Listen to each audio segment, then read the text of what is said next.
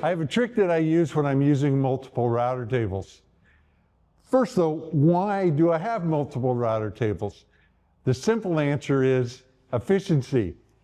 It's much faster to set up multiple tables to do projects where you have to do different routing cuts. Very common, particularly in the furniture building and cabinet building business.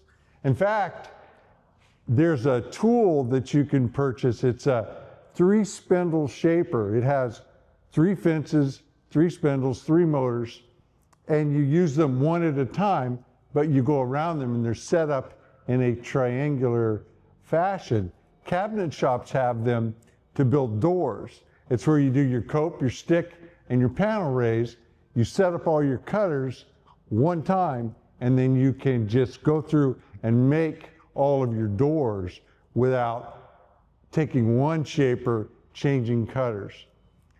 The big advantage over efficiency is accuracy. If you're doing a tongue and groove or cope and stick, or in my case where I'm doing 2 totally different cuts, but they need to line up on these boards that I'm cutting, and I want them all exactly the same. So I've set up this cutter, not only for the spacing, but for the height. And then this cutter is set up to do this dado on the other side. Again, not only for the width of the cutter, but the spacing and the depth. And if I have to go back and forth changing them, then there's a chance of getting off. It's the cutter that's important, not the router. The router is just a tool that turns the bit. The cutter does the job. And when I'm set up and cutting, I actually prefer to have multiple routers. I will set up 3, 4, 5 routers with different cutters because I don't want to be changing cutters when I'm trying to produce. And the routers ultimately are fairly inexpensive when you look at what you spend on cutters and your time in the shop. So that's the reason for having multiple routers. In fact, I've had a couple of situations, and this is actually one where I've got to do a 3rd cut on this setup, and I'm going to have to change one of the cutters to do that. I'd like to actually have 3 routers to do this. And I was thinking about creating a router table that is essentially the same size as 2 of these, to going from here to here, but then changing the spacing on the router so that I could get 3 routers and 3 fences set up in this one operation. But I don't need it enough that I'm probably going to bother with that. Just an interesting idea. Maybe someday. Trick that I use for multiple router tables, again, whether it's 2 or 3, is the fence. A router is a single point, it's a round cutter. And so it's a single point that you can rotate the fence around. It does not matter what angle the fence is at. It's the spacing of the fence from the center of your cutter that matters. Other saws, like table saws and miter saws, it's important that whatever cut you're making, it's got to be parallel to that cut. So if you're, in this case, if this were the blade here, the fence would have to be parallel to the blade to make that cut. And that's where the advantage to a router table comes in. I can set up these 2 routers which are in line and have my material go through without hitting the second cutter, simply by setting the fence up at an angle that allows for that. So it takes a little bit of testing to figure it out. I typically start with the second cutter, I'll get it really close to where I think it's going to be. Now, there's an exact point, and that is the spacing from the fence to where the cut needs to be. Whatever the job is requiring, I need to set that exact. That's accuracy.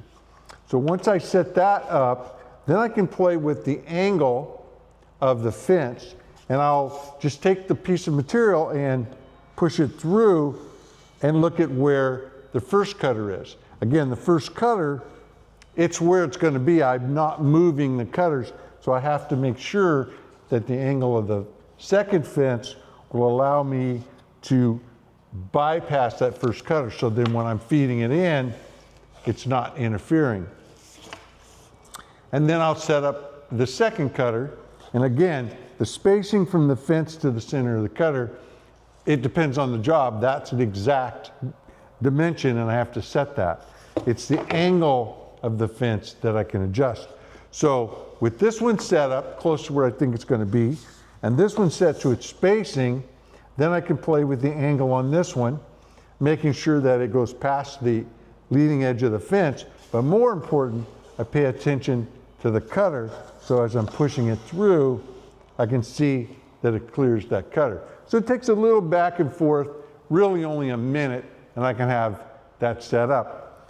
And then both cutters are set and ready to go, and I can run these all day long, not having to change cutters, not having to make any adjustments, just be productive and be accurate. I know I'm going to get the same thing over and over again. If you like the Smart Wood Shop or see any of the tools or accessories that might be good for your wood shop, the Smart Bench, the Smart Station, the Smart Cart that makes it all mobile, or the Smart Wood Shop itself, there'll be a link in the description of this video down below where you can go and purchase plans or packages of plans and download them instantaneously, 365, 24/7. Hey, Smart Wood Shop fam, I could really use your help, and I mean it really. I would like you to help me reach more people out there on YouTube. With over 500 hours of videos going up every minute, or some stat like that, there's a lot of video to go through, and I really think that here at Smart Wood Shop, we have some good ideas, some concepts, and some efficiencies that would help a lot of people.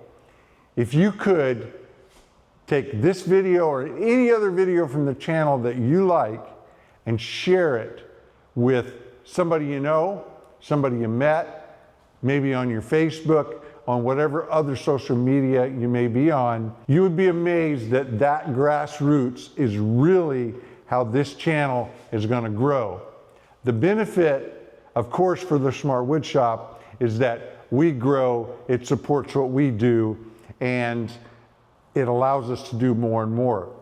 For you, the Smart Fam, the ability for us to do more and to reach out to other companies, vendors, tool companies, companies that have certain materials that you would like to see me work with and show you how to use them, and maybe even we learn together.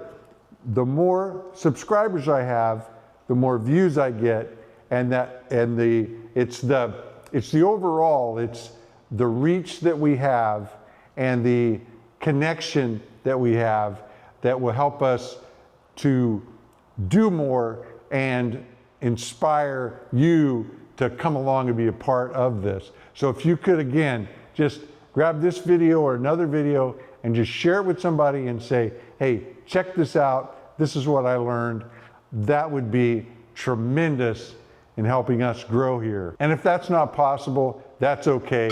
I really appreciate you being here and being a part of the Smart Wood Shop fam. If you found this simple shop tip helpful, then you may want to check out this video right here.